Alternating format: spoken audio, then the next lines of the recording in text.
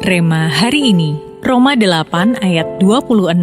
Demikian juga Roh membantu kita dalam kelemahan kita, sebab kita tidak tahu bagaimana sebenarnya harus berdoa. Tetapi Roh sendiri berdoa untuk kita kepada Allah dengan keluhan-keluhan yang tidak terucapkan. Gepeto adalah pengukir kayu yang hidup sendiri dan merindukan seorang anak laki-laki untuk menemaninya. Ia lalu mengukir dan membuat boneka anak laki-laki yang diberi nama Pinocchio, dan berandai-andai kalau bonekanya itu bisa hidup. Keinginan itu didengar oleh seorang peri yang dengan kekuatannya lantas menghidupkan boneka itu. Peri itu berpesan, akan ada seekor jangkrik yang menemani dan menasehatinya setiap saat. Pinocchio akan menjadi anak manusia kalau mau berbakti dan berbuat baik. Sebaliknya, hidung Pinocchio akan bertambah panjang setiap kali berbohong. Alih-alih menjadi anak baik, Pinocchio setiap hari hanya bersenang-senang dan berbuat nakal. Ia selalu mengabaikan nasihat Jimmy jangkrik dan hidungnya semakin bertambah panjang karena sering berbohong. Sampai suatu hari Pinocchio mengalami masalah besar dan terpisah dari Geppetto. Pinocchio sangat menyesal dan berjanji akan menuruti nasihat Jimmy.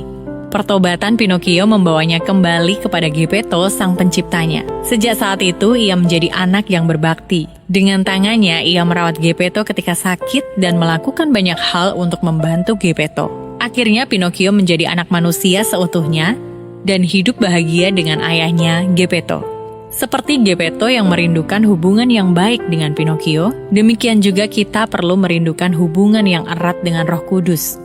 Ketika Pinocchio bertobat dan kembali kepada ayahnya, hubungan yang dipulihkan ini membawa perubahan besar dalam hidupnya. Begitu pula saat kita membangun koneksi yang intim dengan Roh Kudus, tangan kita akan diurapi untuk mengerjakan mujizat dan perkara supranatural dalam hidup kita. Dalam kelemahan kita, Roh Kudus hadir untuk menolong seperti yang ditegaskan dalam Rema hari ini. Dengan demikian, hidup kita akan dipenuhi dengan kuasa-Nya dan pelayanan kita menjadi berkat yang membawa banyak orang kepada Tuhan. Mengapa penting bagi Anda untuk membangun koneksi dengan Roh Kudus? Bagaimana cara Anda untuk dapat membangun koneksi yang erat dengan Roh Kudus? Dampak apa yang Anda rasakan dalam kehidupan, pekerjaan, dan pelayanan Anda ketika Anda terkoneksi dengan Roh Kudus?